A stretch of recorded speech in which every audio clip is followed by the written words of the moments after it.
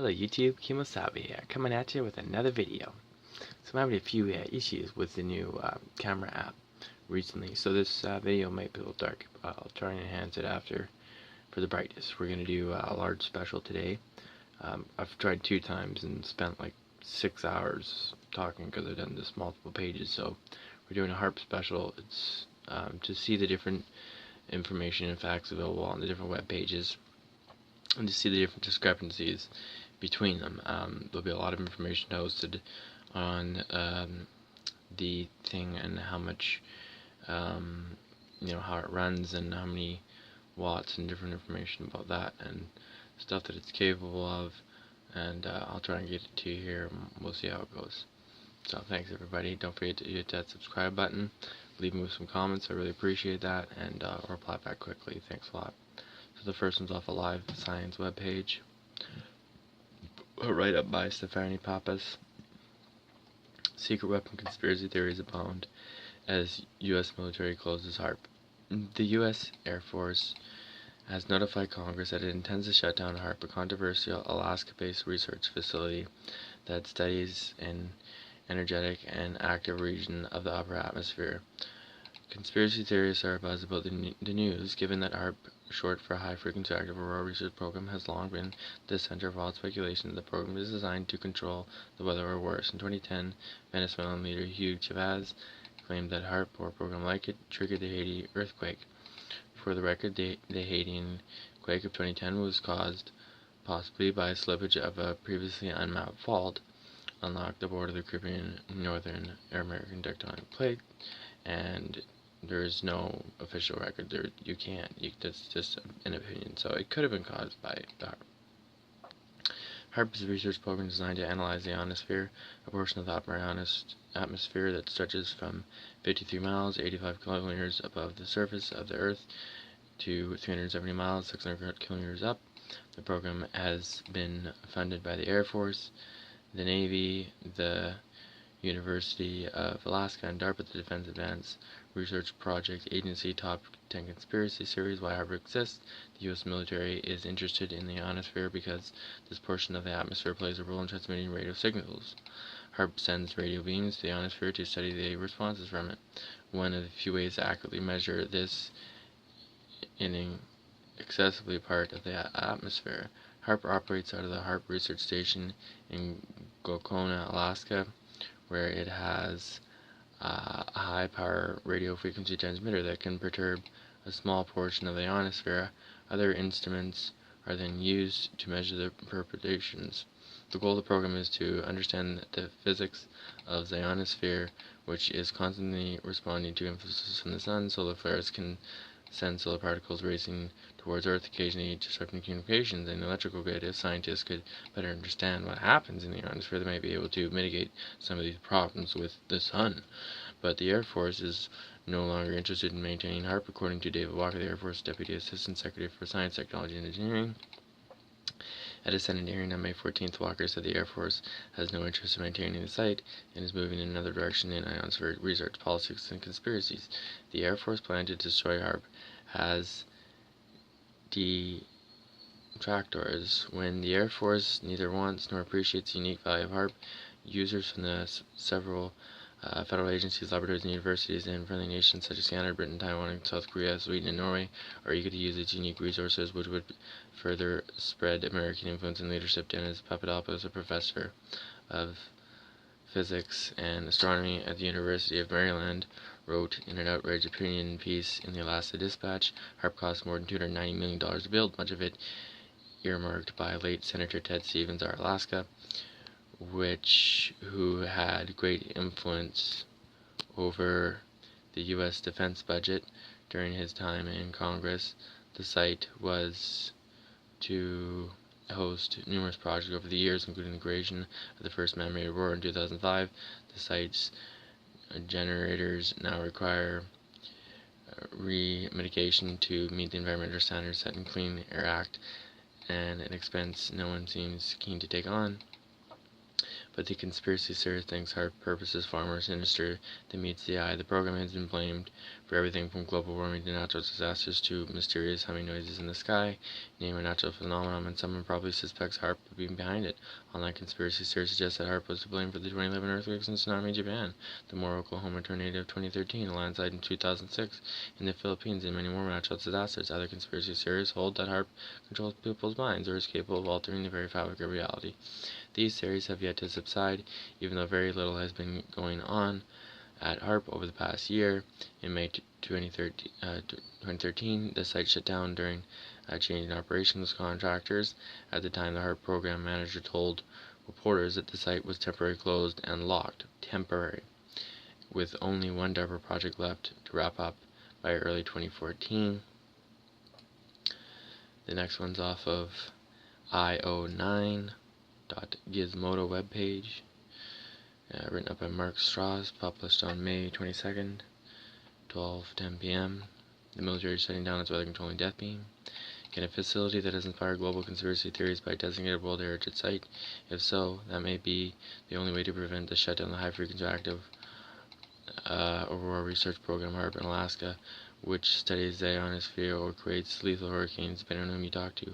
The HAARP installation, not unlike the Lawrence Livermore National Laboratory, is a particular hybrid of military civilian science. It was conceived during the mid-1980s, but found itself without a clear mission by the time construction began in 1993, and the Cold War had ended. Jointly funded by the Air Force, Navy, DARPA, and the University of Alaska, the $290 million facility's principal instrument is an array of 180 cross-dipoles that are spaced over an area of about 30 hectares. Collectively, the area can transmit up to 3,600 kilowatts of radiated power, which has made it possible for scientists to study the basic physics of how charged particles behave in the ionosphere 55 to 370 miles above the Earth. The official objective of HAARPs are to identify, investigate, and if feasible, serve to enhance further DoD command and control communications capabilities. Research areas that will be explored include generation of very low and extremely low frequency waves, generation of geomagnetic field, aligned irregularities, electron acceleration, investigation of upper atmospheric process. But earlier this month, the military gave official notice to Congress that it intends to dismantle the HAARP this summer. David Walker, Deputy Assistant Secretary of the Air Force for Science, Technology, and Engineering, said that this is not an area that we have any need for in the future, and that research funds would be better spent elsewhere. We're moving on to other ways of managing the ionosphere, Walker explained. It's that sort of language that's inspired conspiracy theories since HAARP's inception. Just yesterday, Siberian scientists blamed HAARP for the recent flooding in the country. It seems as if the sky opened and a sea of water fell from it. These were not raindrops as you would typically expect to see. This is a designed water pattern, which I might add is not the first, not will be the last, used by HAARP. And last week, a meteorologist was invited to give a talk at the Star Academy Charter School in Ohio. One of the students asked him, "What kind of job will you get when HAARP is controlling the weather and you're no longer needed?" The student had gotten information from his science teacher. Along in detail, the shutdown of HAARP is rather anticlimactic, given its rather colorful history, which began with the government research into ways to communicate with submarines that move deep underwater to avoid Soviet detection in the mid-1980s. Physicist Denis Papadopoulos, who was the Naval Research Laboratory in Washington, D.C., proposed that charged particles touring through the ionosphere could be used as antennas. Papadopoulos' timing was propitious because the Pentagon had begun decommissioning over the Horizon radar sites that had been designed to detect Soviet bombs attacking the United States, including one in Euconn, Alaska. Enter Senator Ted Stevens, R. Alaska, who wielded a considerable influence over the U.S. defense budget and was quite adept at funneling federal money into his state. HAARP offered Stevens an opportunity to continue funding a military facility in Alaska. As the Cold War was winding down, Stevens offered one rationale after another to justify his latest star project. Nature reported in 2008.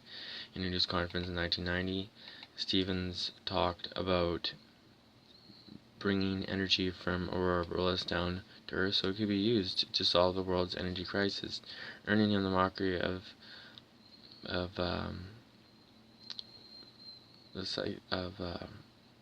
physicist. Others, such as Nick Begrich, the son of another Alaskan lawmaker, began claiming that a HAARP was really intended as a missile defense weapon, a shield transforming natural gas into microwaves, which would knock out incoming Soviet missiles. The idea, jokingly dubbed the Killer Shield, was even reviewed by the Jason Defense Advisory Group, but was dismissed as nonsense.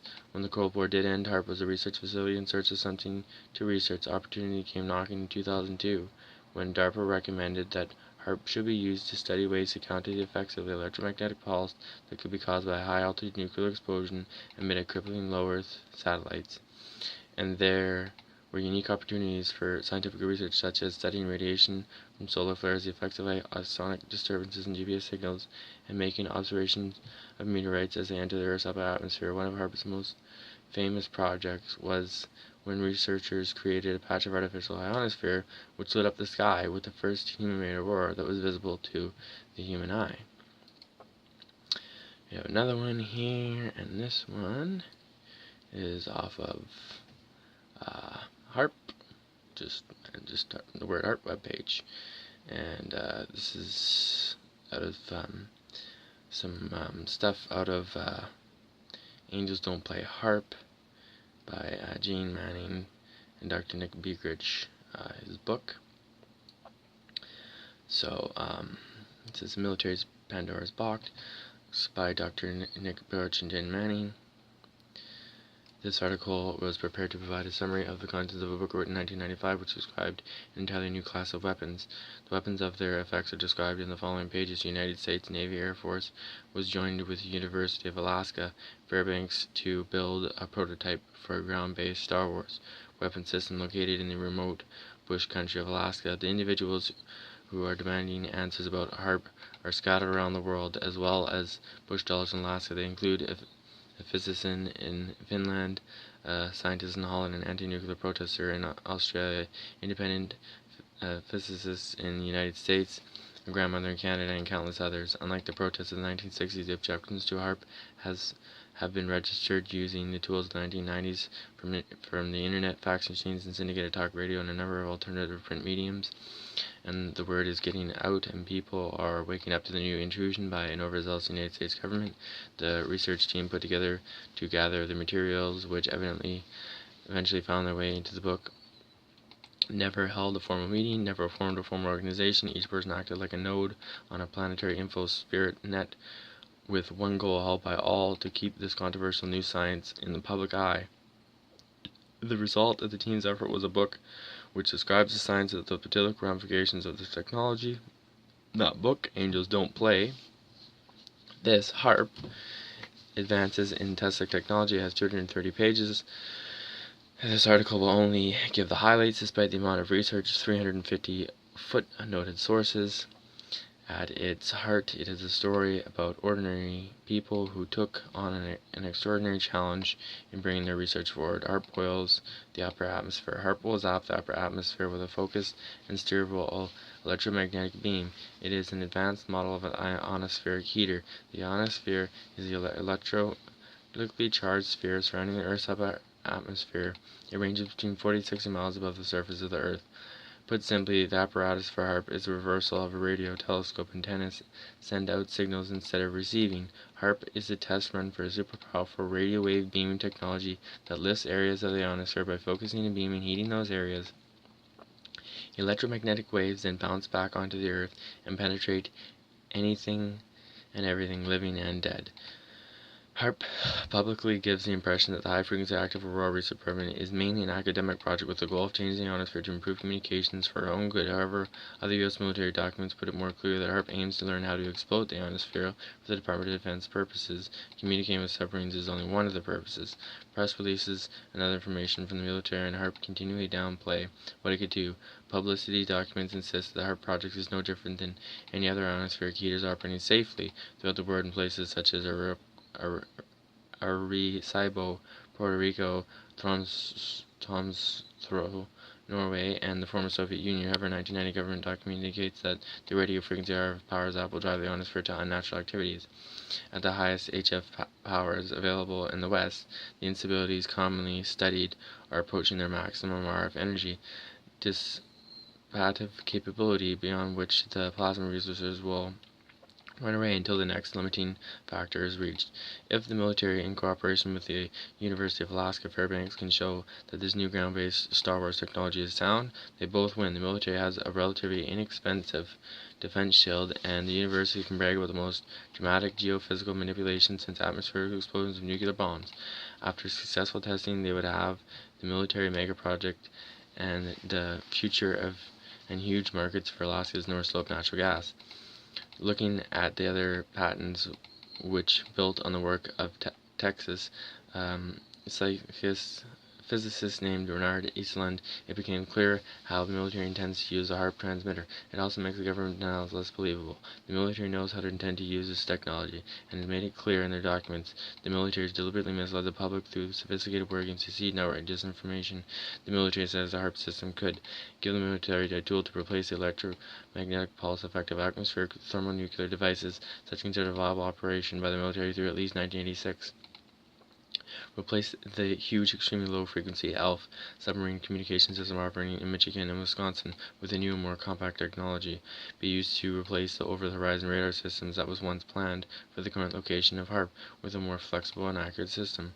Provide a way to wipe out communications over an extremely large area while keeping the military's own communication systems working.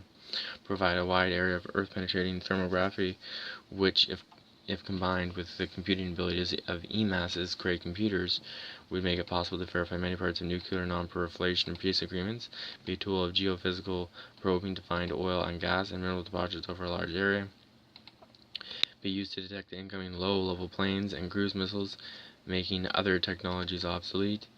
The above abilities seem like a good idea to all believe in a sound national defense, and to those concerned about cost-cutting. However, the possible uses which the HAARP records do not explain, and which can only be found in the Air Force, Army, Navy, and other federal agency records, are alarming. Whatever effects from the reckless use of these power levels in our natural shield in the ionosphere could be cataclysmic, according to some scientists. 2 Alaskans put it bluntly, have found that the No HAARP movement. Claire Zakira says the military is going to give the ionosphere a big kick and see what happens.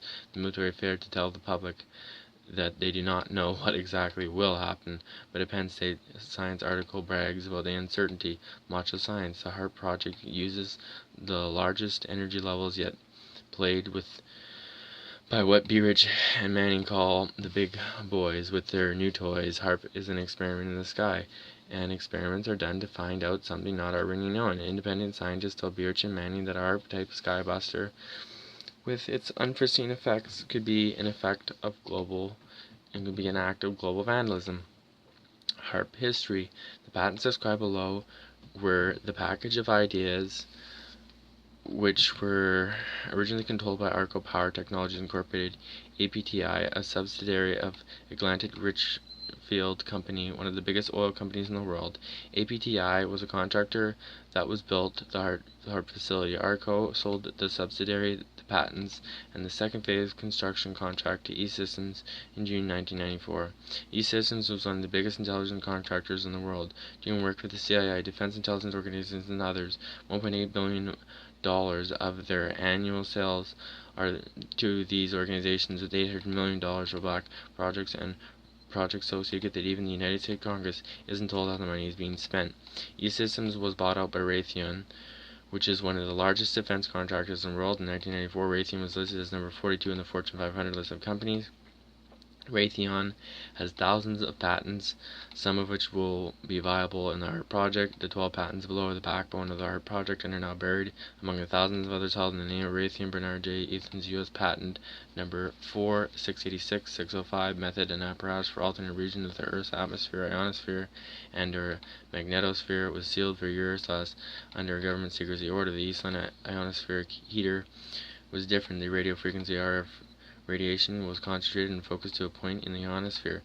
The difference throws an unprecedented amount of energy into the ionosphere. The Eastland device would allow a concentration of 1 watt per cubic meter compared to others only available to deliver about 1/millionth of a watt. And this huge difference could lift and change the ionosphere in ways necessary to create futuristic effects described in the patent. According to the patent, the work of Nikola Tesla in the 1900s formed the basis of the research. What would this technology be worth to Arco, the owner of the patents? They could make enormous profits by beaming electrical power from a powerhouse into the gas fields to consumers without wires. For a time, HAARP researchers could not prove that this was one of the intended uses for HAARP. In April 1995, however, Birch found out other patents connected with key personnel listed on a list for APTI. Some of these new APTI patents were indeed a wireless system for sending electrical power. Eastland's patent said the technology can confuse or completely disrupt airplanes and missiles, sophisticated guidance systems. Further, this ability to spray large areas of the Earth with electromagnetic waves of varying frequencies and to control changes in those waves make it possible to knock out communications on land or sea as well as in the air. The patent said Tesla's invention provides the ability to put unprecedented amounts of power in the Earth's atmosphere at a strategic location to maintain power injection level, particularly if random pulsing is employed in a manner far more precise and better controlled. Heretofore accomplished by the prior art, particularly by detonation or detonation of nuclear device at various yields at various altitudes. It is possible not only to interfere with third-party communications, but to take advantage of one or more such beams to carry out a communications network, even to the rest of the world's communications are disrupted. Put another way, what is used to disrupt other communications can be employed by one knowledgeable of this invention as a communication network at the same time. Large regions in the atmosphere could be lifted to an unexpectedly high altitude so that missiles encounter unexpected unplanned drag forces with resultant destruction. Weather modification is possible by, for example, altering upper atmosphere wind patterns by constructing one or more fumes of atmospheric particles which will act as a lens or focusing device. Molecular modifications in the atmosphere can take place so that positive environmental effects can be achieved. Besides actually changing the molecular composition of an atmospheric region, particular molecules can be chosen for increased presence. For example, ozone, nitrogen, etc. concentrations in the atmosphere could be artificially increased. Researchers found 11 other APTI patents. They told of how to make nuclear-sized explosions without radiation, power beaming systems, over-the-horizon radar detection system, systems for missiles carrying out nuclear warheads, electromagnetic pulses previously produced by thermonuclear weapons, and other Star Wars tricks. This cluster of patents underlay the HAARP weapons system. Related research by Bigich and Manning uncovered bizarre schemes. For example, Air Force documents revealed that a system had been developed for manipulating and distributing disturbing mental processes through pulse radio frequency radiation, the stuff of HAARP, over large geographical areas.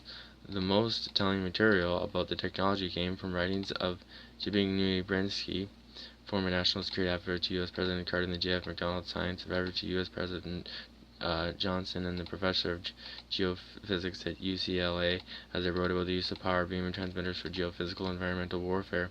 The document showed how these effects might be caused and the negative effects on human health and thinking. The mental disruption possibilities for HAARP are the most disturbing. More than 40 pages of the book, with dozens of footnotes, chronicles the work of Harvard professionals, military planners, and scientists as they plan and test this use of the electromagnetic technology. For example, one of the papers describing this use was from the International Red Cross in Geneva. It even gave the frequency ranges which these effects could occur, and the same ranges which HAARP is capable of broadcasting. And the following statement was made more than 25 years ago in the book in Brzezinski, which he wrote while professor at Columbia University. Political strategists are tempted to exploit research on the brain and human behavior. Geophysicist Jordan J.F. McDonald, a specialist in problems of warfare, says accurately timed artificially excited electronic strokes could lead to a pattern of oscillations that produce relatively high power levels over certain regions of Earth. In this way, one could develop a system that would seriously impair the brain performance of a very large population in selected regions over an extended period. No matter how deeply disturbing the thought of using the environment to manipulate behavior for national advantages to some, the technology permitting such use will very probably develop within the next few decades. In 1966, McDonald was a member of the President's Science Advisory Committee and later a member of the President's Council of Environmental Quality. He published papers on the use of environmental control technologies for military purposes.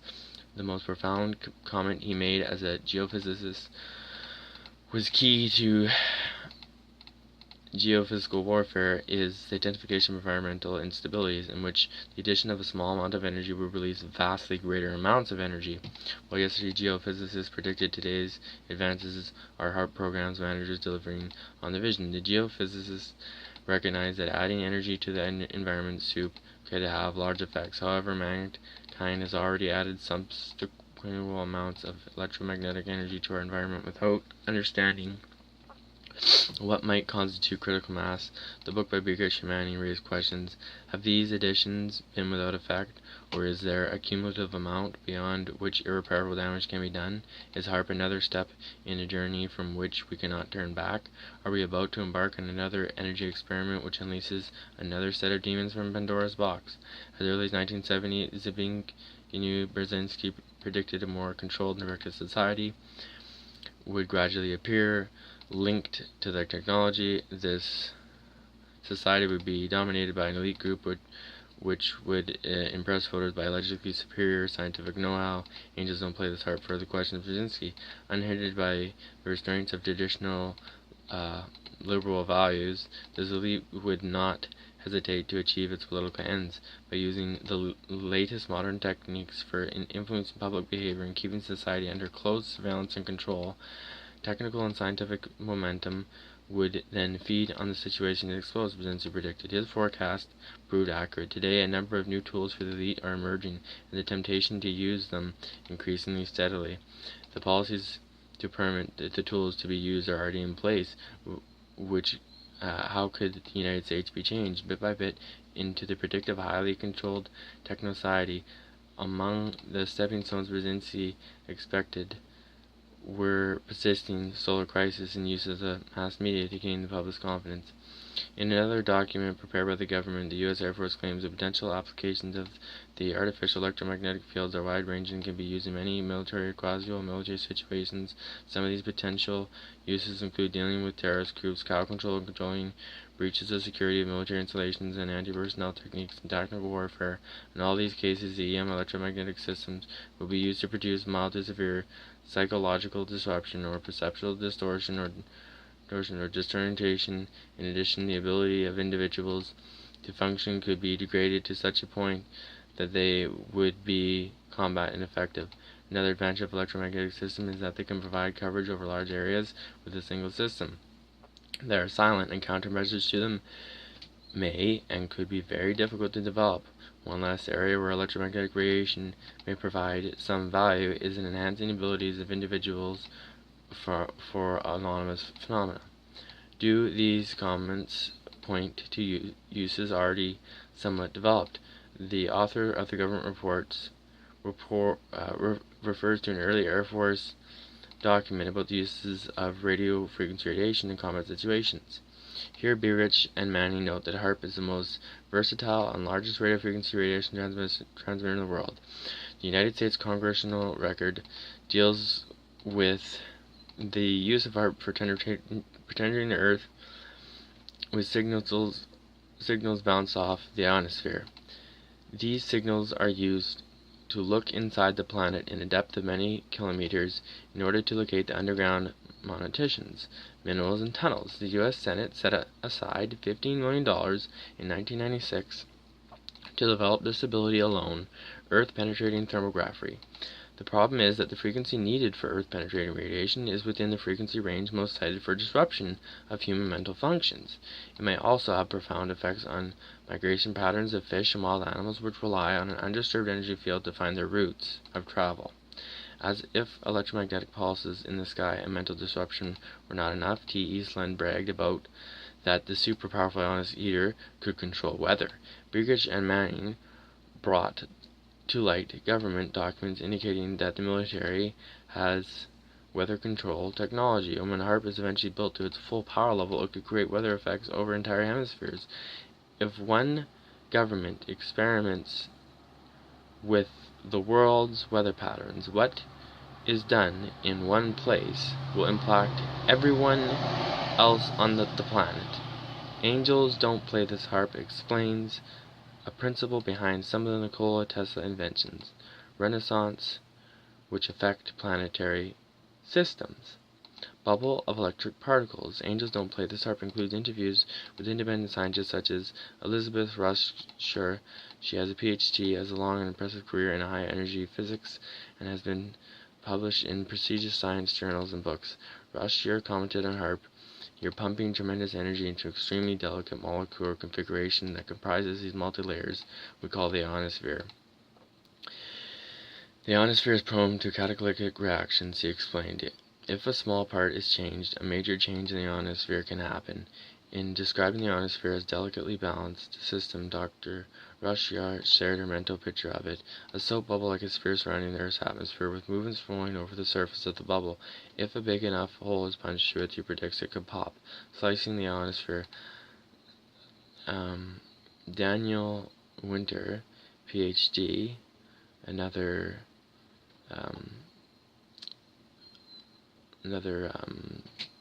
psychist of Waynest-Billy, North Carolina, says HAARP high-frequency emissions can couple with long-wave extremely low frequency, or alpha pulses, the Earth grid uses to distribute information as variations to synchronize dances of life in the biosphere. Dan terms this geomagnetic action Earth's information bloodstream, and says it is likely to couple of HAARP's high frequency with natural alpha can cause unplanned unsuspected side effects. David Jarrah of Albany, New York, is a researcher with a background in electronics. He described possible interactions of HAARP radiation with the ionosphere and Earth's magnetic grid. HAARP will not burn holes in the ionosphere. This is a dangerous understatement of what HAARP's gigantic gigawatt beam will do. Earth is spinning relative to the thin electric shells of the multilayer membrane of ionospheres that absorb and shield Earth's surface from intense solar radiation, including charged particle storms in solar winds erupting from the Earth. Earth's actual spin means that HAARP, in a burst lasting more than a few minutes, will slice through the ionosphere like a microwave knife. This produces not a hole, but a long tear incision, crudely plucking the strings. Second concept: as Earth rotates, HAARP will slice across the geomagnetic flux, a donut-shaped spool of magnetic springs, like longitude meridians on maps. HAARP may not cut through these strings in Geo's magnetic mantle, but will pulse each thread with harsh, out-of-harmony high frequencies.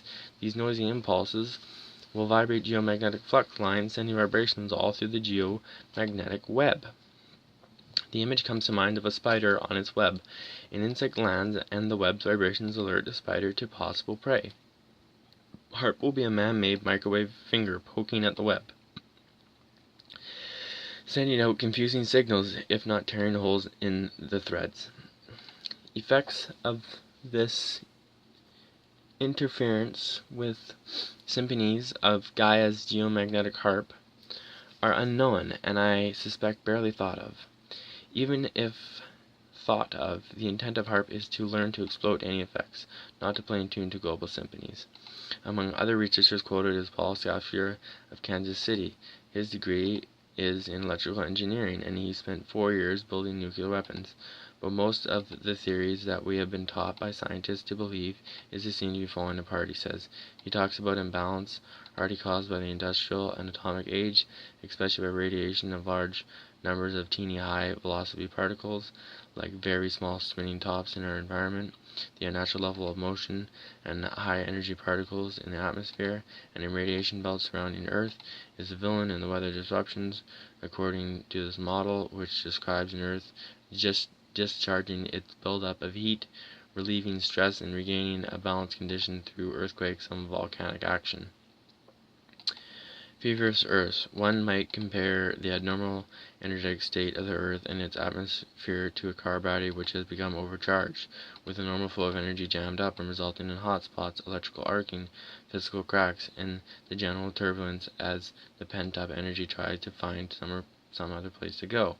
In a second analogy, Schaeffer says, unless we desire the death of our planet, we must end the production of unsustainable particles and unstable particles which are generating the Earth's fever.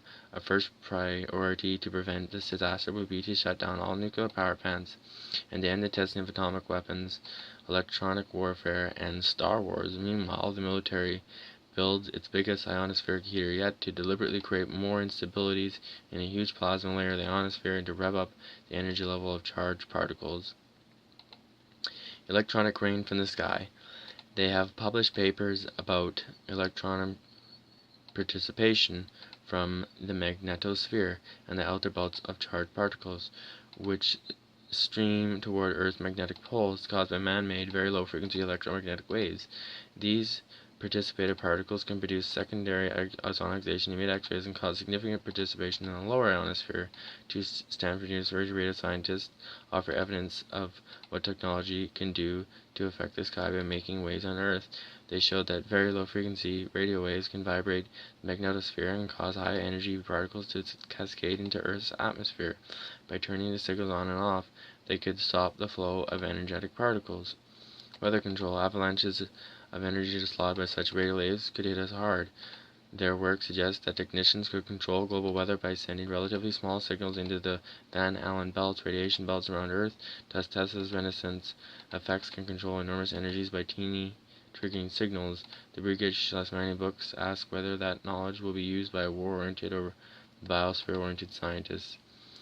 The military had about 20 years to work on weather warfare message, which is enthusiastically calls weather modification, but example rain-making technology was taken for a few test rides in Vietnam. The U.S. Department of Defense sampled lightning and hurricane manipulation studies in Project Skyfire and Project Storm Fury, and they looked at some complicated technologies that would give big effects. Angels don't play this HAARP, cites an expert who says the military studied both lasers and chemicals, which they figured could damage the ozone layer over an enemy. Looking at ways to cause earthquakes, as well as to detect them, was part of the project named Prime Argus. Decades ago, the money for that project came from the Defense Advanced Research Project Agency, DARPA. Now under the acronym ARPA, in 1994, the Air Force revealed its Spacecast 2020 Master Plan, which includes weather control.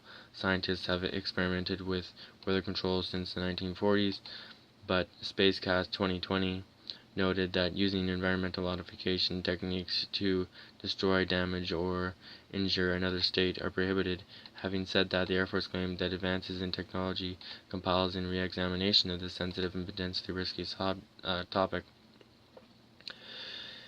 40 years of zapping the sky. As far back as 1958, the chief White House advisor on weather modification, Captain Howard T. Orville, said the U.S. Defense Department was studying ways to manipulate the charges of Earth and sky so to affect the weather by using an electronic beam to ionize or de-ionize the atmosphere over any given area. In 1966, Professor Gordon J. F. MacDonald was Associate Director of the Institute of Geophysics and Planetary Physics of the University of California, Los Angeles, and was a member of the President's Science Advisory Committee and later member of the President's Council of Environmental Quality. He published papers on the use of environmental control technologies for military purposes. MacDonald made a revealing comment. The key to geophysical warfare is the identification of environmental instabilities in which the addition of a small amount of energy will release vastly greater amounts of energy.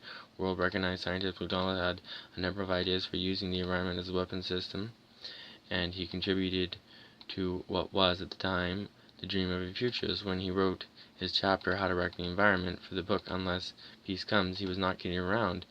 In it, he describes the use of weather manipulation, climate modification, polar ice cap melting, or destabilization, ozone depletion techniques, earthquake engineering, ocean wave control, and brainwave manipulation using the planet's energy fields. He also said that these types of weapons could be developed and when used would be virtually undetectable by their victims. His HAARP, that weapon. The military intention to do environmental engineering is well documented. U.S. Congress subcommittee hearings on oceans and international environment looked into military weather and climate modification conducted in the early 1970s. What emerged was an awesome picture of a far-ranging research and experimentation by the Department of Defense into ways of environmental tampering could be used as a weapon. Said another author cited, and angels don't play this HAARP.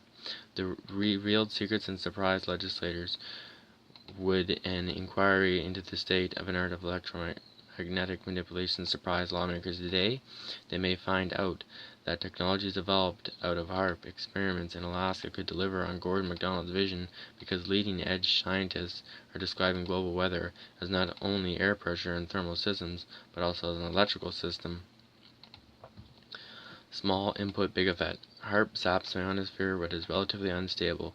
A point to remember is that the ionosphere is an active electronic shield protecting the planet from the constant bombardment of high-energy particles in space. This conducting plasma, along with Earth's magnetic field, traps the electrical plasma of space and holds it back from going directly to the Earth's surface, says Charles Yost of Dynamic Systems, Leicestershire, North Carolina. If the ionosphere is greatly disturbed, the atmosphere below is subsequently disturbed.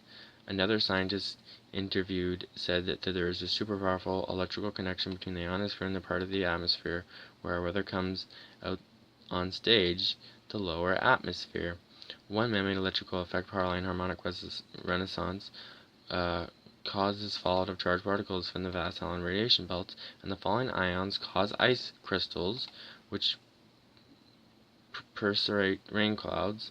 What about HAARP? Energy blasted upward from an ionospheric heater is not much compared to the total in the ionosphere, but HAARP documents admit that thousand-fold greater amounts of energy can be released in the ionosphere than injected, as when MacDonald's key to geophysical warfare, nonlinear effects described in literature about the ionospheric heater, means small input and large output. Astrophysicist Adam Trombley told Manning that an acupuncture model is one way to look at the possible effect of multi-gigawatt pulsing of the ionosphere. If HAARP hits certain points, those parts of the ionosphere could react in surprising ways. Small ionospheric heaters, such as the one at Arecibo, are underneath relatively placid regions of the ionosphere compared to the dynamic movements near Earth's magnetic poles. That adds another uncertainty to HAARP and the unpredictable and lively upper atmosphere near the North Pole. HAARP experimenters do not impress common sense. Alaskans such as Barbara Zerger, who says they're like boys playing with a sharp stick, finding a sleeping bear and poking his butt to see what's going to happen. Could they short circuit the Earth? Earth as a spherical electrical system is a fairly well accepted model. However, those experimenters who want to make unnatural power connections between parts of this system might not be thinking of possible consequences. Electrical motors and generators can be caused to wobble when the circuits are affected. Could human activities cause a significant change in a planet's electrical circuit or electrical field? A paper in the respected journal Science deals with man-made ionization from radioactive material, but perhaps it could also be studied with HAARP-type skybusters in mind. For example, while changes in the Earth's electric field resulting from solar flare modulating conductivity may only a barely detectable effect on meteorology, the situation may be different in regard to electric field changes caused by man-made ionization. Meteorology, of course, is the study of the atmosphere and weather. Ionization is what happens when a higher level of power is zapped into atoms and knocks electrons off the atoms. The resulting charged particles are the stuff of HAARP. One look at the weather should tell us that we are on the wrong path today, says Paul Sketchfair, commenting on HAARP-type technologies. Angels don't play this HAARP. Advances in Tesla technologies about the military's plan to manipulate that which belongs to the world, the ionosphere. The arrogance of the United States government, and this is not without precedence. Atmospheric nuclear tests had similar goals. More recently, China and France put their people's money to destructive use in underground nuclear tests. It was recently reported that the U.S. government spent $3 trillion on its nuclear program since its beginnings in the 1940s. What new breakthroughs in life and in life science could have been made with all the money spent on death? Bigish, Manning, Roderick, and others believe that democracies needed to be founded on openness rather than the secrecy which surrounds so many military science. Knowledge used in developing revolutionary weapons could be used for healing and helping mankind because they are used in Because they are used in new weapons, discoveries are classified and suppressed, and when they do not appear in the work of other independent scientists, the new ideas are often frustrated or ridiculed. While military research laboratories continue to build their new machines for the killing fields, however, the book by Manning and Bugich gives hope that the military-industrial academic bureaucratic Goliath can and could be affected by the combined power of determined individuals like Kemo Sabi, and the alternative press becoming informed is the first step to humanity empowerment. So we got one more here off of rationalwiki webpage. HAARP, not to be confused with the AARP or Project HAARP. The High Frequency Active Aurora Research Program, HAARP, is a scientific research program designed to study the ionosphere of the Earth and its effects on communication. The HAARP facility is essentially a large radio transmitter and antenna located in Alaska designed to operate in the shortwave band. The project began in 1993 and ran until roughly May 2013. It was initially funded by the Department of Defense in conjunction with the University of Alaska Fairbanks, UAF. In 2014, the Air Force expressed plans to dismantle the facility unless it could locate the alternative source of funding. As of August 2015, UAF has taken over ownership of the facility. So it's just 3 years ago they've taken ownership, so they could be doing anything with it as of 2015. Some non-scientists have criticized HAARP because it's been used to conduct classified experiments, and they fear a similar device using more energy could be used as a weapon. It has also been criticized as a boondoggle costing many more times than its initial budget, but mostly HAARP is a popular target for conspiracy theorists who began and believe that extremely low frequencies ELFs can be used for mind control and weather control. It's even blamed for the 2008 Chinese, 2010 Haitian, and March 2011 Japanese earthquakes. In 2014, Southeast Europe floods. When in December 2012, the famous and famously wrong pseudo-scientist Richard Hoagland took his accutron experiment to Chichen Itza, Mexico, he reported that he had detected that HAARP was being used to prevent the planet from tipping over. That it was just before he was injected from the place, but that was just before he was removed from the place by site security, an event that was entertainingly caught on video. Its attraction to conspiracy theorists, its overextended budget, and its sweeping scope make HAARP crankily similar to that generated more recently about the Large Hadron Collider. Why is HAARP possibly actually cool? Extremely low frequencies, more easily propagated through water, so they are used for communicating with submarines operating beneath the world's oceans, but the huge hundreds of miles long antennas required for the communication are costly and impractical. To solve the problem, HAARP created a virtual ELF antenna way up in the ionosphere, not having to build a conventional antenna, e.g. 400 miles of utility poles and supporting 800 miles of wire, but instead using science to create the equivalent of it in the upper atmosphere is a pretty amazing achievement when you think about it. But our kick-ass scientists did this by having HAARP heat a specific hot in the ionosphere with a powerful beam of shortwave radio signals. These signals were cleverly modulated at an ELF frequency, resulting in the natural auroral electrojet current being modulated, which in turn radiated at an ELF frequency. That ELF radiation could then carry messages to prowling submarines. The ELF waves generated by HAARP were still weak enough that submarines would need some sensitive equipment to detect them. So, unless a person was actually floating around in the ionosphere at 100 kilometers or 62 miles away at the specific spot HAARP was heating, they were in no danger. Naturally, anything to do with the capabilities of U.S. nuclear submarines, especially the way they receive messages, is classified, and the details kept under wraps by the military, so cranks often create needless hysteria around the fact that HAARP has been used in secret military experiments. Once you understand this, you realize what you should actually be afraid of is the ICBMs carried by nuclear submarines, and not their cool as all elf communication systems. Conspiracy theories. In the days before social media, and long before Alex Jones was plying his trade, cranky ideas were given birth and nurtured via Art Bell's late-night radio program Coast to Coast AM. The opportunistic Bell encouraged his guests to spread nonsense, the crazier the better, for the benefit of conspiracy-hungry audiences who gave the program ratings a kick that did much to line Bell's pockets with profitable revenue. One of the craziest was Nick Burich, Jr., son of the U.S. representative and arguably the first to dismantle nutty conspiracy theories about HAARP.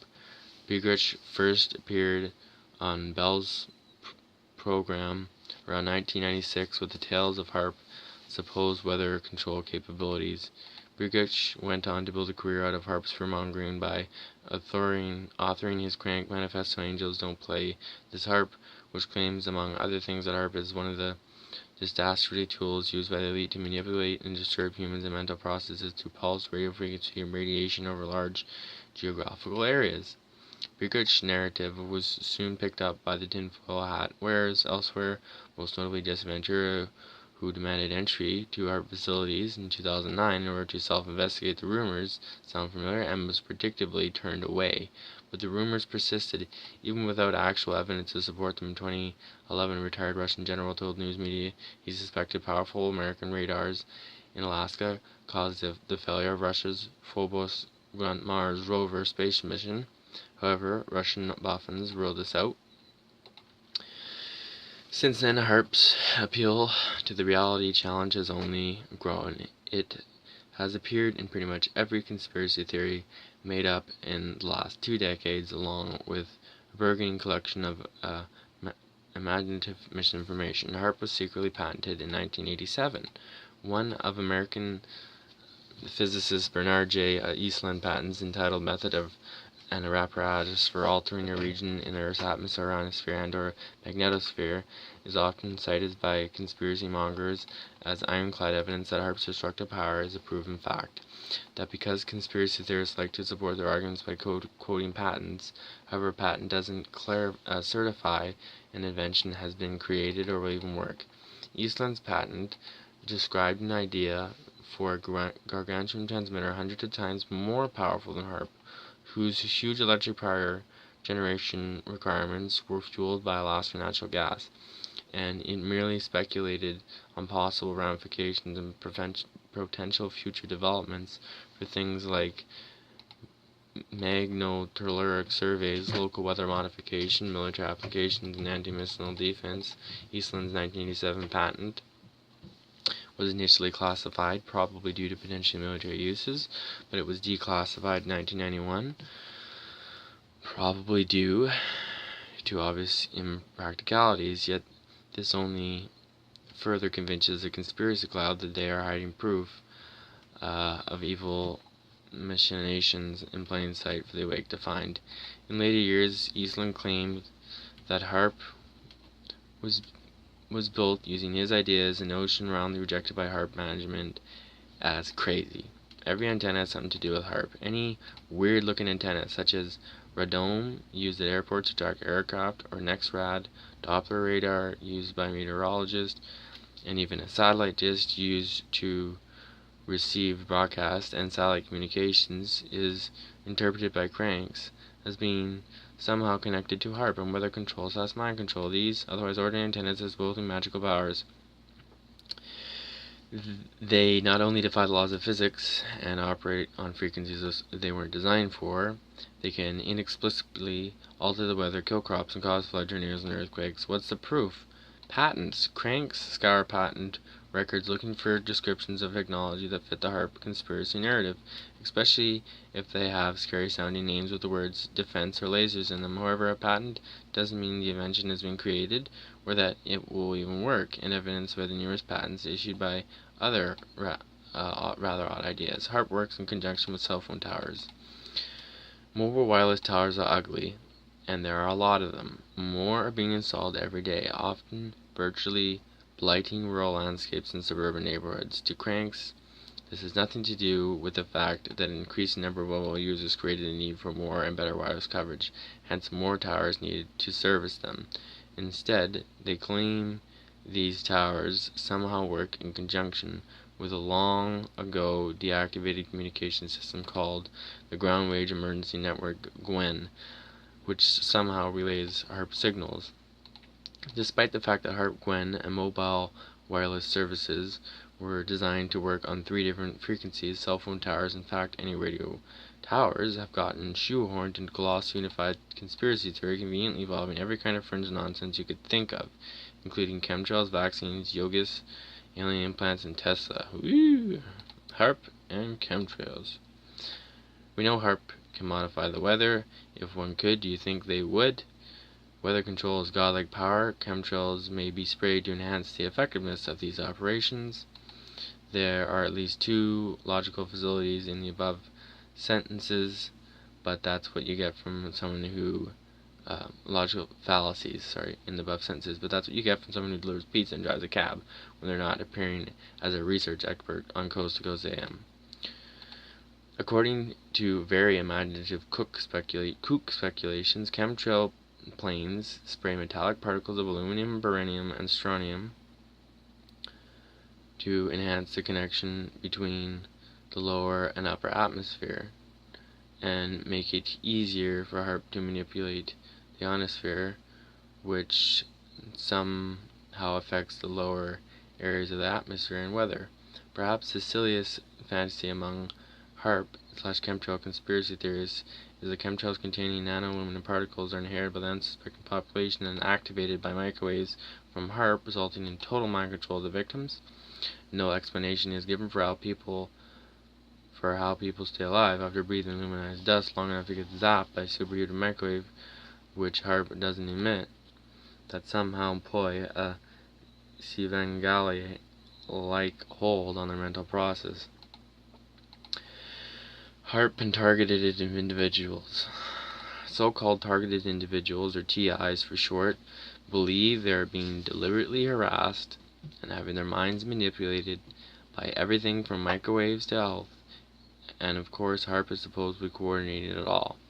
One peculiar claim that HAARP is used to target individual people by emitting frequencies that disrupt the natural renaissance of the sun, which is claimed to occur at precisely 126.22 Hz, resulting in negative health effects.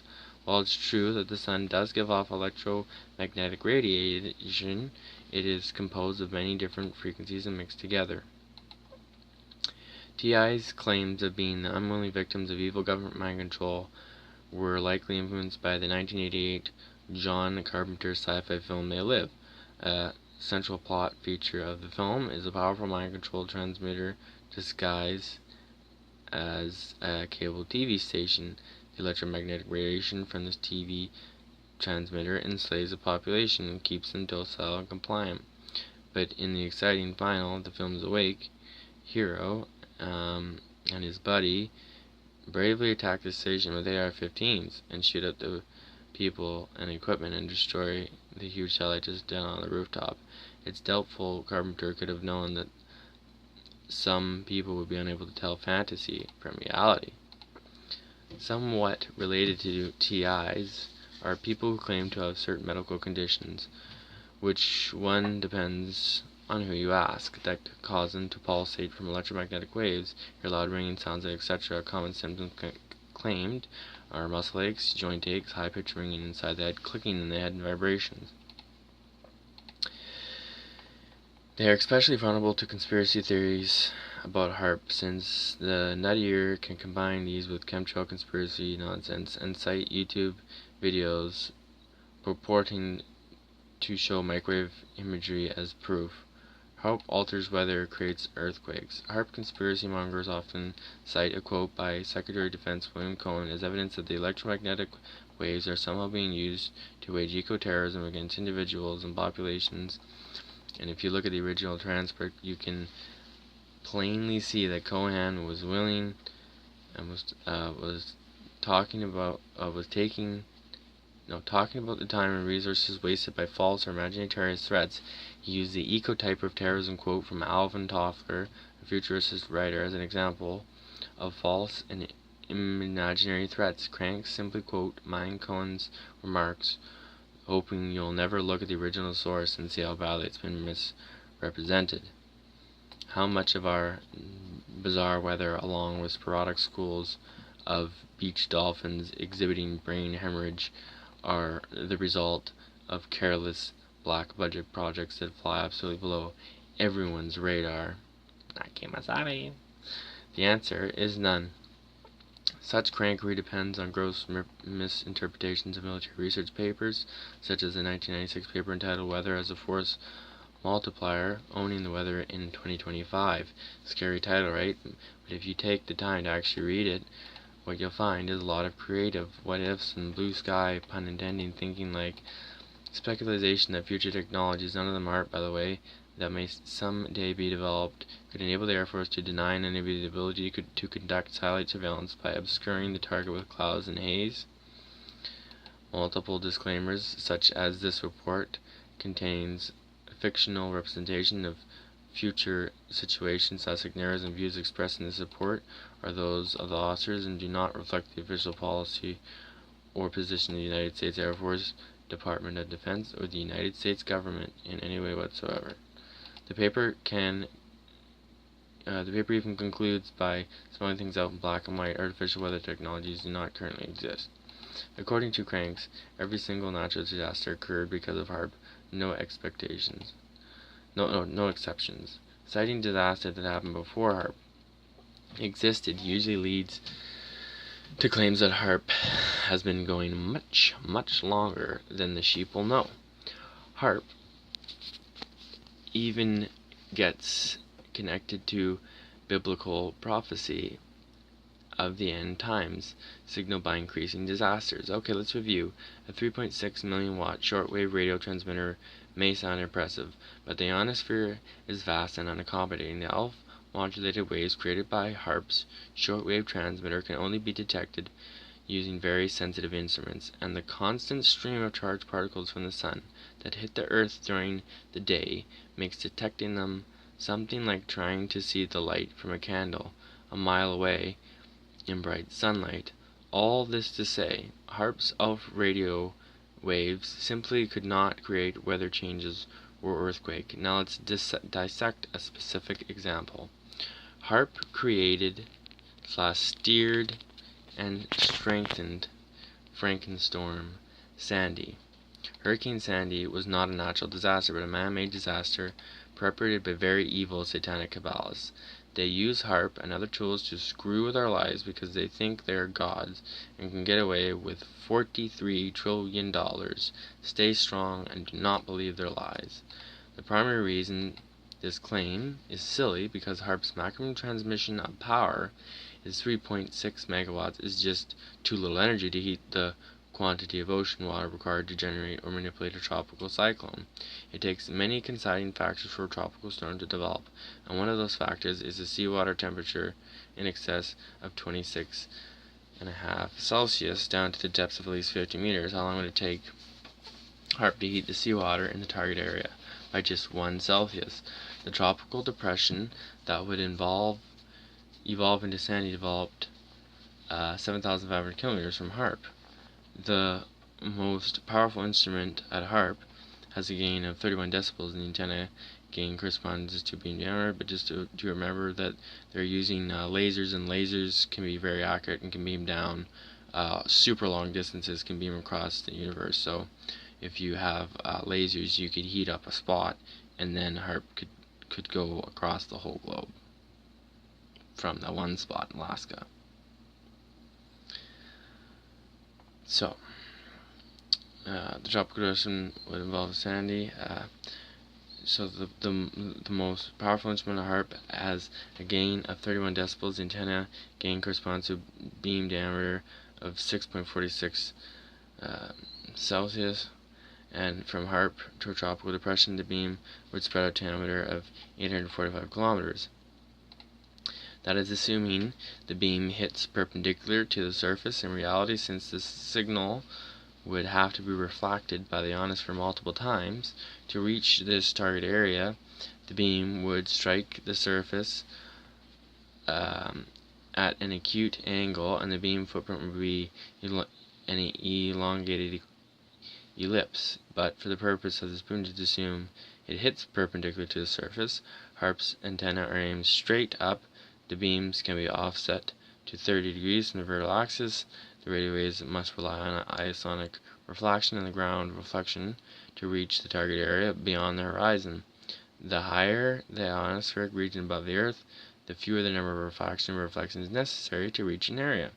Being extremely generous by assuming the F2 ionospheric layer is always at its maximum altitude of 800 kilometers, this 30 degree off vertical transmission angle would give a maximum ionospheric hop distance of 924 kilometers.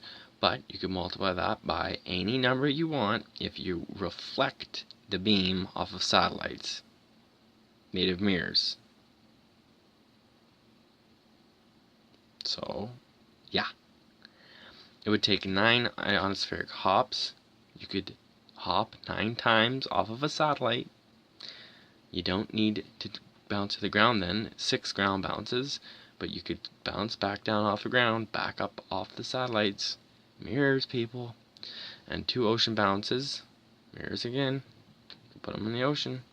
For the signal for HAARP to reach the target area, or any kind of a reflective surface that would reflect that beam.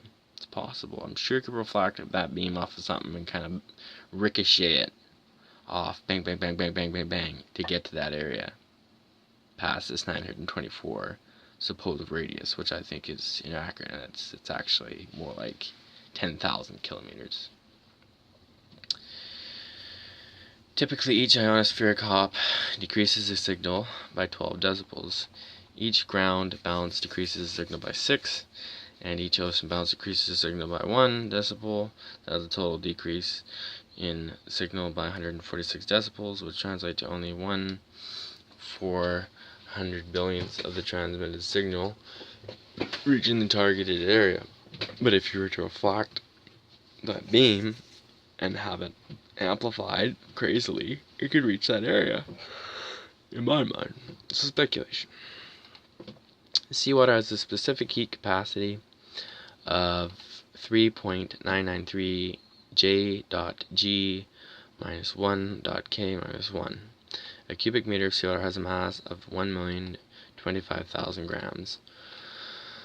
Multiplying the water of volume of seawater, 845 kilometers diameter, times 50 meter depth, by the density of seawater and by the amount of energy required to heat it up, dividing by HAARP's transmission power and adjusting for the losses from ionospheric hops and surface bounces, means it would take 420 quintillion years, 4.2 times 1020 years, to heat the seawater in the target area by just 1 Celsius. That is 30 billion times the age of the universe. That is assuming all of the water remains in the same area and does not move out of the target area and does not change temperature for other reasons. But if you had technology to increase the temperature of the water, that would potentially drastically increase the range of HAARP as a weapon, in my opinion. The U.S. Air Force admits HAARP can control the weather. We're moving on to other ways of managing the ionosphere, which HAARP was really designed to do, to inject energy into the ionosphere to be able to actually control it. But the work has been completed. When the military ceased funding for HAARP in 2014, Alaska was naturally concerned it would impact jobs and revenue the research facility had generated in the state. The Air Force response to Alaska Senator Lisa Murkowski above was a fairly straightforward statement explaining why the Air Force would no longer be using the HAARP site for research. However, the fantasy-prone conspiracy-minded have interpreted the phrase to actually control it as an admission that HAARP is Mr. Superpowers that are being used to wreck the planet and victimize humans. The Air Force saying HAARP can control the ionosphere is nothing new. The ionosphere is a layer of charged particles 75 to 1,000 kilometers, 46 to 621 miles above the Earth, where the International Space Station and other satellites orbit. HAARP was actually designed to control the ionosphere in a limited way in order to study how it works. Scientists can literally use HAARP radio transmitter like a laboratory. For example, they can heat up a small spot in the ionosphere, which lets them see how charged particles behave. Researchers have used HAARP to create an artificial aurora, which allowed them to better understand how natural auroras form. HAARP has also been used to help NASA measure the Van Allen radiation belts that surround Earth. And finally, there are reasons to study the ionosphere that even non-scientists can understand, like satellite TV or GPS. There's simply no way we would have those things or technologies without a fundamental knowledge of how the Earth's atmosphere works. HAARP and UFOs. The delightful cranks inhabiting the world of ufology have also embraced HAARP hysteria, bringing their own inimitable style to the proceedings. Some claim HAARP can create atmospheric vortexes where flying saucers may frolic in the skies above stunned UFO experts. We note that the very same cranks also allege that HAARP cleverly projects holographic 3D images of UFOs as part of the grand Project Bluebeam conspiracy to sow confusion and emotional distress among the population. Other cranky pundits swear that HAARP is an anti-UFO weapon designed to blast alien ships out of the sky and keep the world safe from extraterrestrial invasion. Still others imagine that HAARP site is just a cover for a secret Area 51 type UFO base where the government tests the latest anti-gravity powered aircraft and spacecraft. Yeah. HAARP God and Antichrist. HAARP hysteria has gained a lot of traction among religious sellouts, possibly because bullshit, excuse my French, and its destructive powers can be shoehorned to fit any number of Bible quotations that make reference to God's wrath and the apocalypse. Depending on which zealot you ask, HAARP is the sign of the end times and the wrath of God being poured out on God's wicked, rebellious people, or just part of the continuous onslaught of evil brought on by Lucifer, which only the true followers of Christ have the ability to resist. Apparently even Jesus himself is paying attention, warning us that you have seen the evil HAARP machine being used to cause major disasters to promote their evil plans. And let's not leave out Baal. According to the religious crank, he is the satanic god of weather, so naturally HAARP is the NWO New World Order's tribute to his evilness in manifesting all sorts of plagues and bad weather upon mankind. And since Lucifer was an angel, and angels play harps, HAARP has got to be the ultimate weapon of the Antichrist. What's the harm of spreading stupid stuff?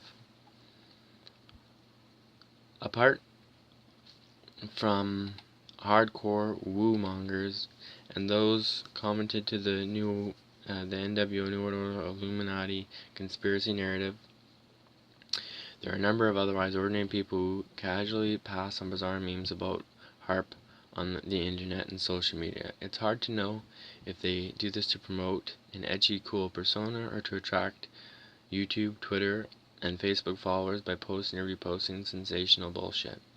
Excuse my language again. Countering the massive amount of sheer stupidity about HAARP that gets spewing on the web isn't easy, but in August 2016, the University of Alaska at Fairbanks tried. They held an open house inviting the public to tour the HAARP facility. UAF spokesperson Sue Mitchell said, "We hope that people will be able to see the actual science of it. We hope to show people that it is not capable of mind control and not capable of weather control and all the other things it's being accused of." But apparently that wasn't enough to overcome decades of fantasy, folklore, and misinformation promoted as facts. Just 3 months later, in November 2016, two Georgia men, Michael and Mansell and James Dryden Jr., armed themselves with AR-15, very similar to that movie, probably where they got the idea. Don't know how they had the exact same rifles, though. It sounds a little kind of style assault rifles, floor Glock handguns, a rifle more than 2,000 rounds of ammunition, and set out to destroy the HAARP facility. Luckily, they were apprehended before anyone got hurt. The reasons for planning the attack: the two men were convinced that the HAARP manipulates the weather controls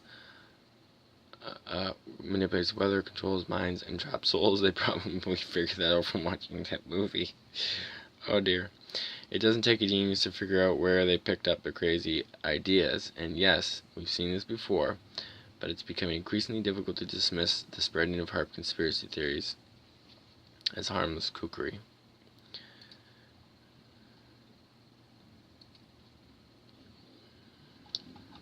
So we have another one here off of atlasobscura webpage. From a distance it looks like a parking lot filled with oversized television antenna. It is actually the High Frequency Active Aurora Research Program, or HAARP, a government research facility focused on physical and electrical properties of the Earth's ionosphere. Set against the Alaskan forest, HAARP is, to certain conspiracy theorists, neither a research program nor a TV antenna, but a weather control conveyed space weapon and a death ray. Funded by DARPA, the United States Air Force, and Navy, HAARP's projects involve superheating the ionosphere with high-frequency radio waves.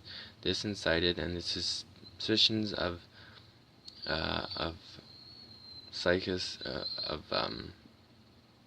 Bernard Eastland and a small group of other scientists in the 1990s, and physicists, who expressed concern about HAARP's possible future use as a weapon. Russia also expressed concern and criticized HAARP as a new integral geophysical weapon. The Russian government now operates a very similar facility known as the Sura Ionospheric Heating Facility. Despite the criticism, or because of it, the researchers at HAARP have tried to be more open about their research, stating unequivocally that there are no classified documents pertaining to the HAARP. They are adamant that the site is in no way a danger to anyone. Among the stated goals of HAARP are studying how the Earth's natural ionospheric affects radio signatures, something of interest to both the commercial and military worlds. While there is little evidence to suggest that HAARP has any potential use as a weapon or anything else nefarious, one of the stated aims of the project is to generate VLF and ELF, very low frequencies and extremely low frequencies, for communication with submarines and possibly use in remotely searching for mineral content. And HAARP recently balanced low frequency signals off the moon in the Lunar Echo experiment and invited amateur radio enthusiasts to listen in.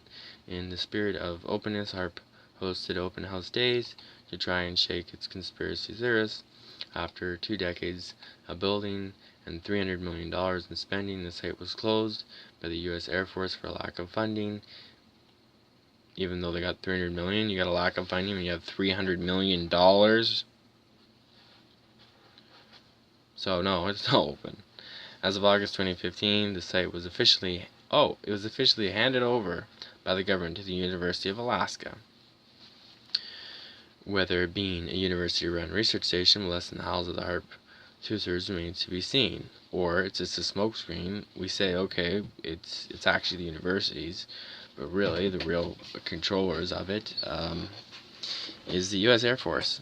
And the U.S. Air Force still funds it to this very day, is my interpretation. That's my opinion. So, another one here. This is off of arcticcircl, euconn, and webpage, education, Alaska Conservation Foundation Dispatch, mining the ionosphere, spring 1996, reprinted with permission of the Alaska Conservation Foundation, 750 West 2nd Ave, Suite 104, Anchorage, AK 99501 907 276 0917. HAARP, knock knock, knocking on heaven's door. A new research installation is beaming powerful radio energy into the upper atmosphere, exploring conventional and exotic military uses of the airways towards its goals. At a remote facility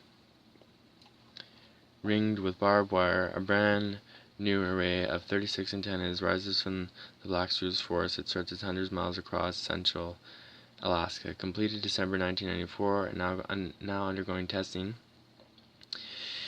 The antenna field is the visible part of a powerful and sophisticated high-frequency radio transmitter designed to transform areas of the upper atmosphere into the equivalent of huge lenses, mirrors, and antennas. This little-known Pentagon-sponsored radiophysics project called the High Frequency Active Auroral Research Program (HAARP) is officially intended to expand the knowledge about the nature of long-range radio communications and surveillance using the fluctuating ionosphere, the portion of the upper atmosphere extending from 35 to 500 miles above the Earth's surface. According to Program Manager John L. Heckscher and Phillips Laboratory of Hanscom, AFB, Massachusetts, potential military applications of HAARP research include developing Department of Defense technology for detecting cruise missiles and communicating with submarines.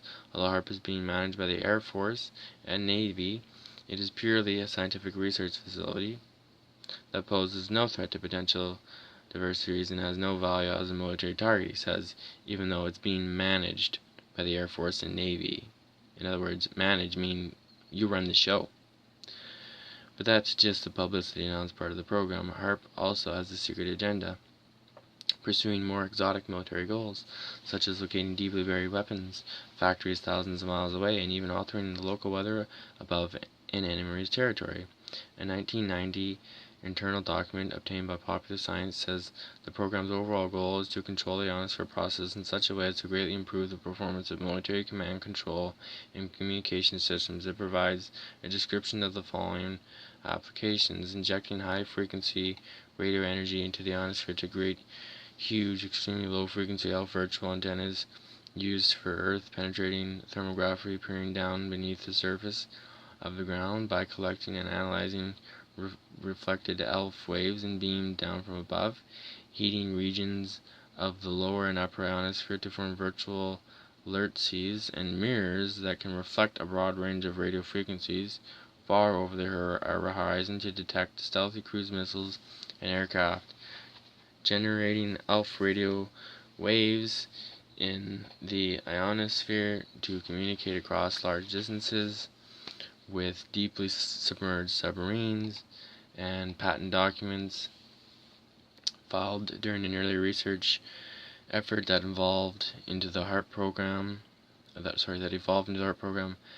outline further military applications of ionospheric heating technology, creating a full global shield that would destroy ballistic missiles by overheating their electronic guidance systems as they flew through the air, and a powerful radio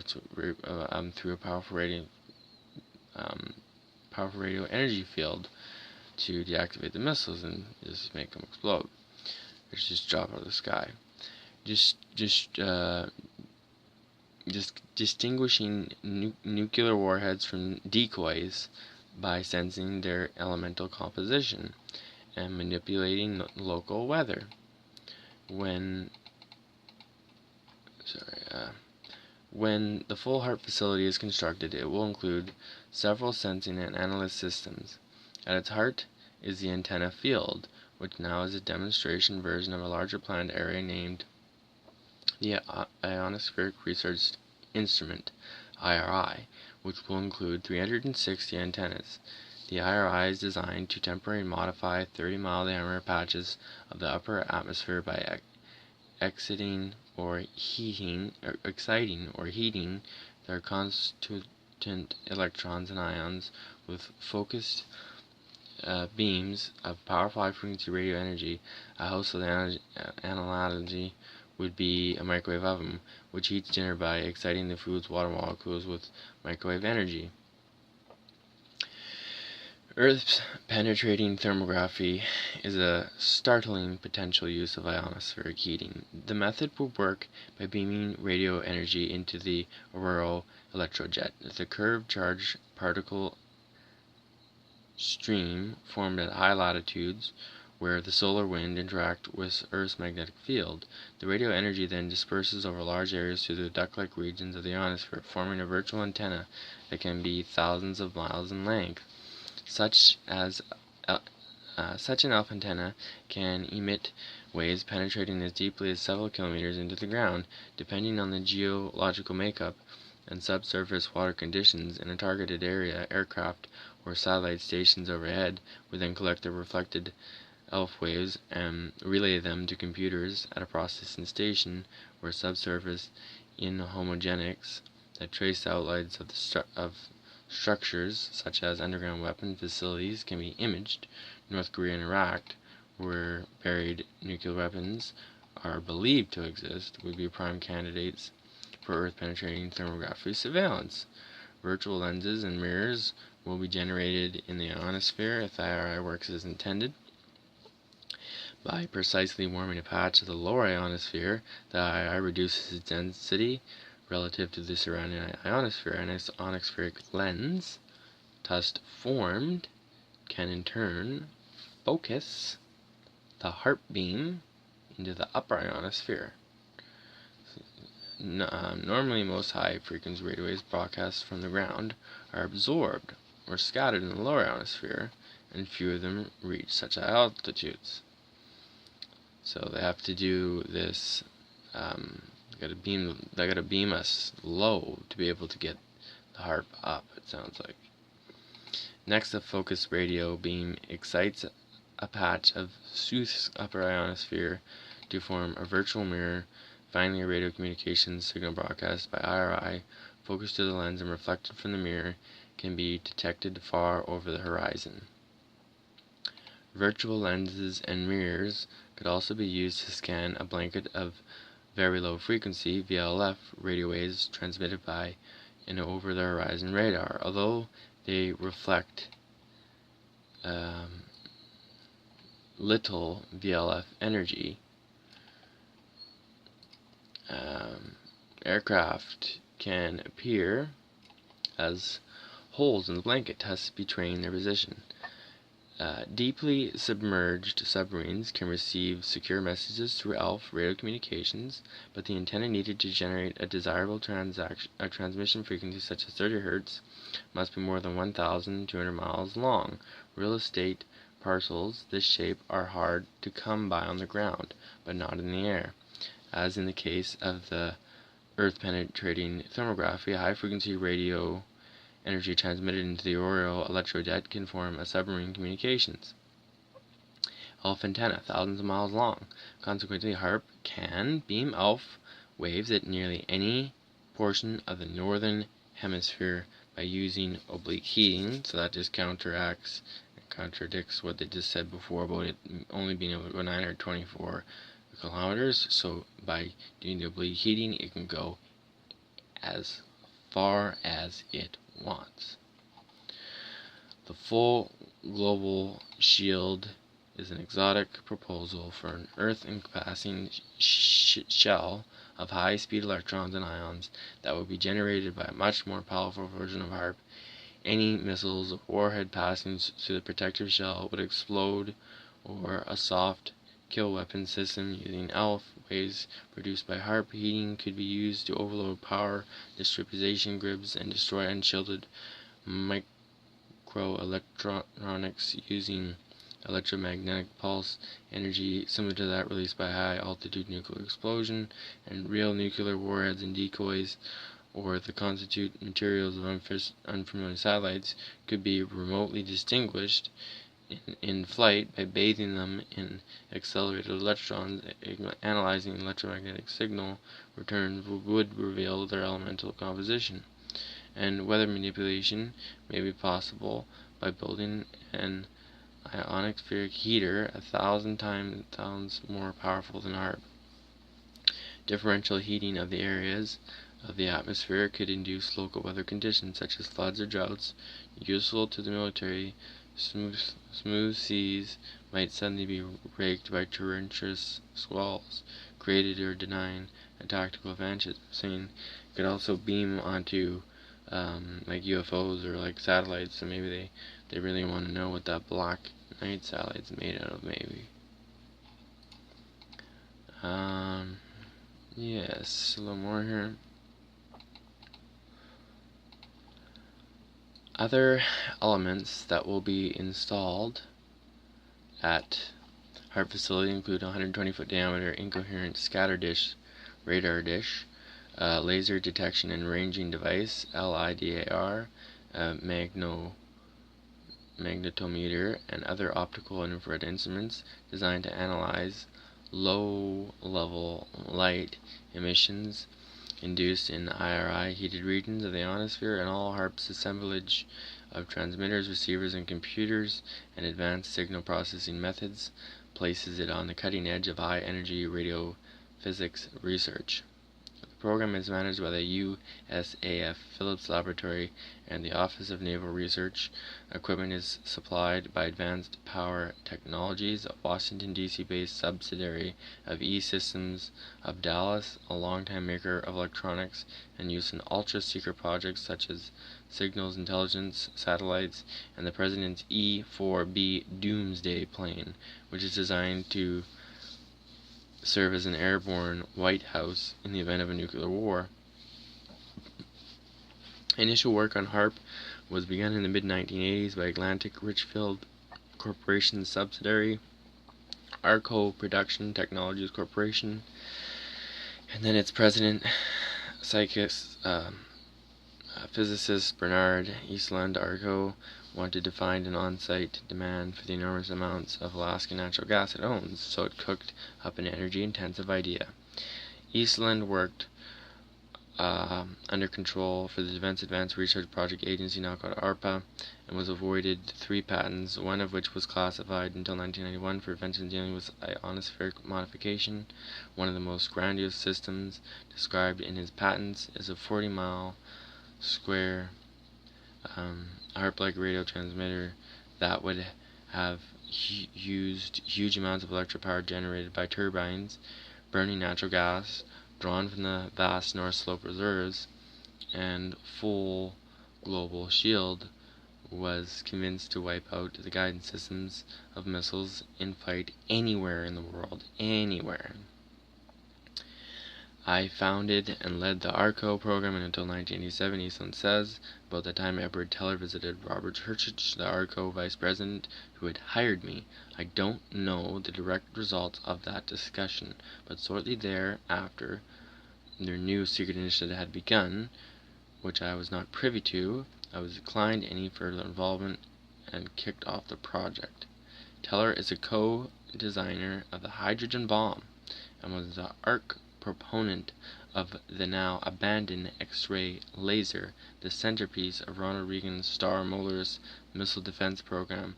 Asked at his involvement in the beginnings of HAARP, Teller responded, "I have no idea about that. I don't know, and I don't remember anything about it." Even though by saying I don't remember anything about it is saying that you remember but you don't remember anything about it, if that makes any sense.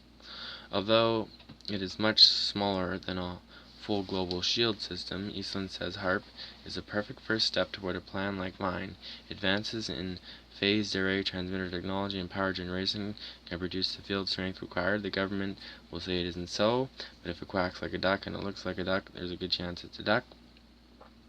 Advanced Power Technologies President Ram E. Shani declined to comment on Eastland's claim, and the Defense Department is making no effort to dispel the impression that Eastland's story might sound a bit like science fiction. HAARP certainly does not have anything to do with Eastland's thing. That is just crazy, says Hexer. What we have here is a premier scientific research facility with military applications. Richard Williams, a physical chemist and a consultant to the Sarnoff Laboratory at Princeton University, sees things differently. Eastland is an intellectual ace and a technologically savvy guy, he says, though there is a bit of Dr. Strangelove in him.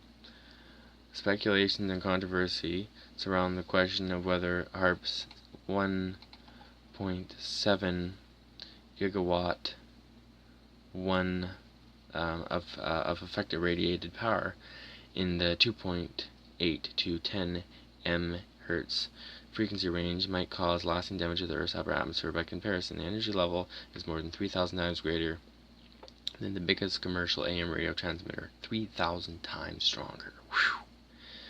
HAARP will dump enormous amounts of energy into the upper atmosphere. We don't know what will happen, says Williams. My concern is its effect on a global scale. You can't localize the effects with experiments on this scale. Irreplaceable damage could be done in a short time. The immediate need is open for discussion. To do otherwise would be an act of global vandalism.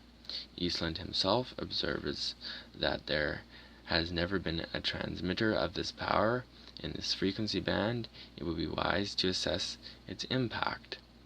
The 440-page HAARP environmental impact statement filed by the Air Force says that the normally upward directed IRI transmission can raise the internal body temperature of nearby people, ignite road flares in the trunks of cars, detonate aerial munitions that use and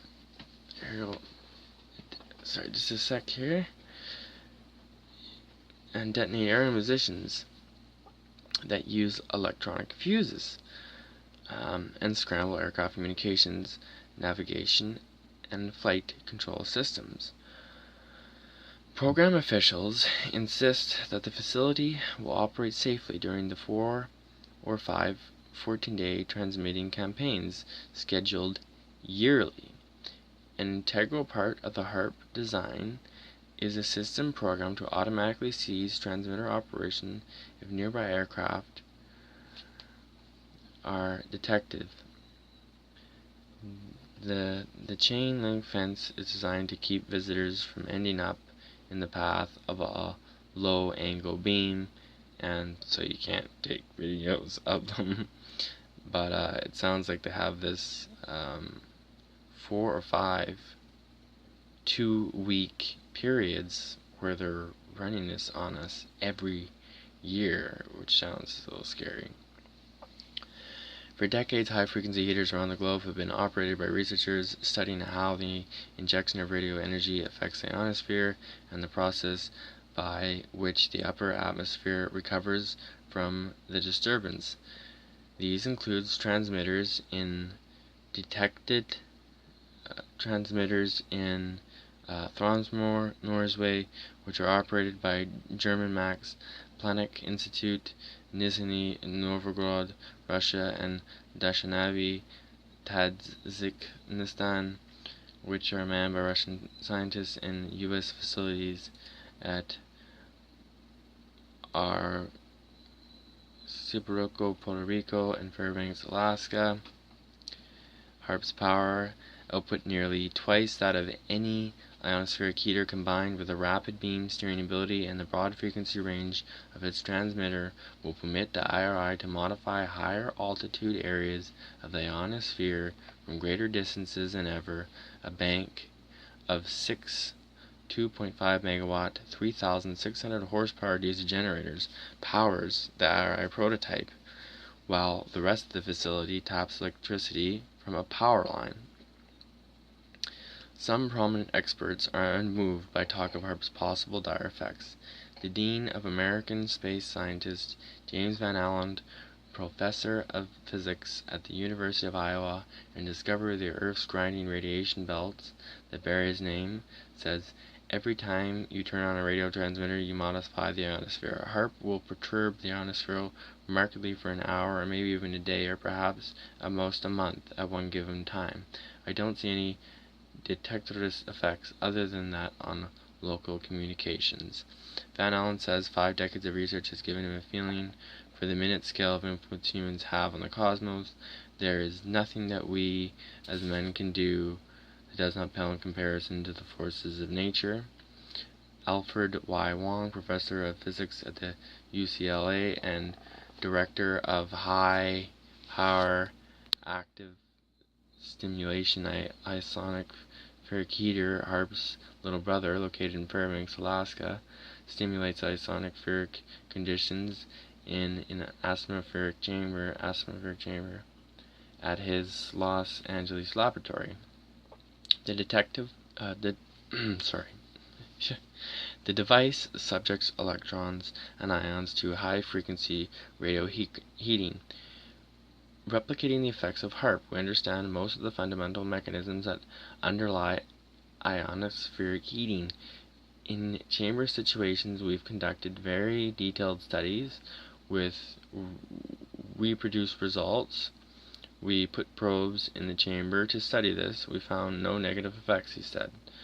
Wong believes HAARP could be used for environmental mitigation effects such as accelerating chlorine atoms into the interplanetary space to prevent them from degrading Earth's vital upper atmosphere ozone layer, though he acknowledges potential offensive military uses of HAARP.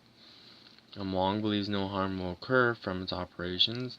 I don't see any problems, only potential surprises, he says, and that's why we do research. Other harbors a strong distrust of the program. I also don't trust HAARP. A local organization called No HAARP firmly opposes the project on environmental communications disruption grounds. This is not good science, contends retired ARCO Production Technologies employee Kara Zakir, who leads the group. They have no idea what this thing could do to the ionosphere. To put this in the hands of the military scares the hell out of me. HAARP has proceeded full steam ahead since its inception in 1990. The total amount of money spent over the past 6 years exceeds $300 million and may reach even more money than that by the end of the decade. And when the installation is scheduled to be completed, the effort is a congressional special interest program, meaning that supporters in Congress request funds for it on behalf of the Air Force and Navy. Senator Ted Stevens, R. Alaska, is a staunch supporter of the program. Other Alaska state officials, however, have not been briefed about HAARP by the military.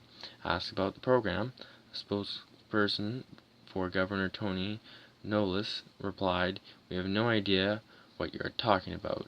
State Representative Jeanette James, whose distrust surrounds the HAARP site, has repeatedly asked Air Force officials about the project and has been told not to worry, she says. "My gut feeling is that it is frightening. I'm skeptical. I don't think they know what they're doing at all." This is not the last we will hear of HAARP.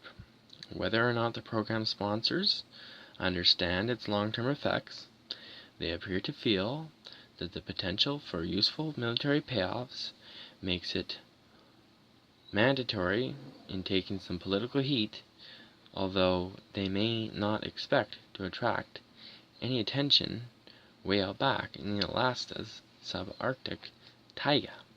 Reprinted with permissions from Popular Science magazine, copyright 1995, Times Mirror Magazine, Inc. Incorporated.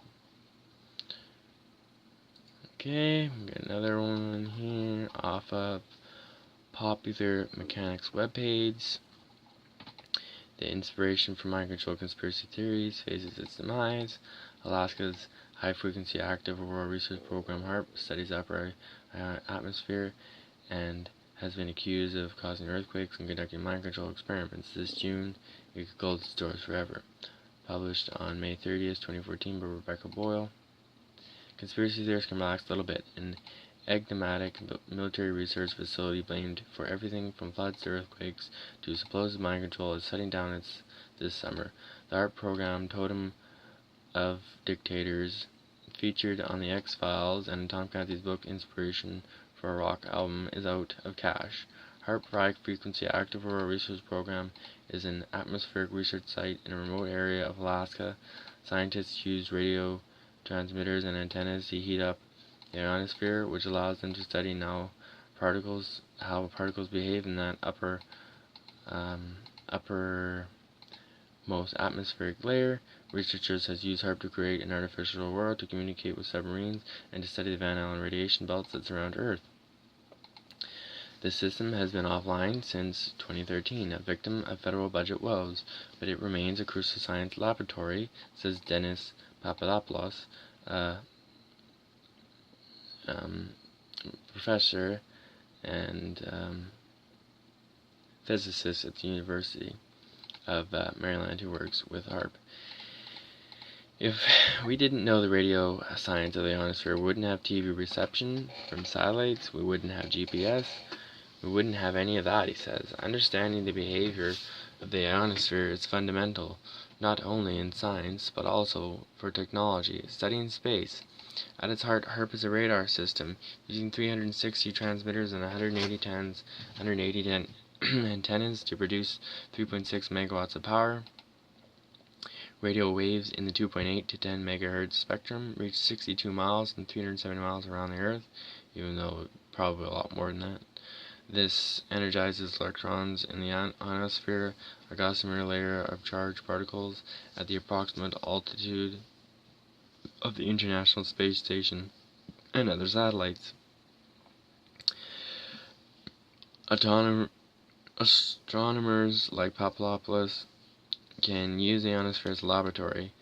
Scientists can study how electromagnetic waves interact with plasmas, how the solar wind interacts with Earth's atmosphere, how auroras form, and the basic science of charged particles.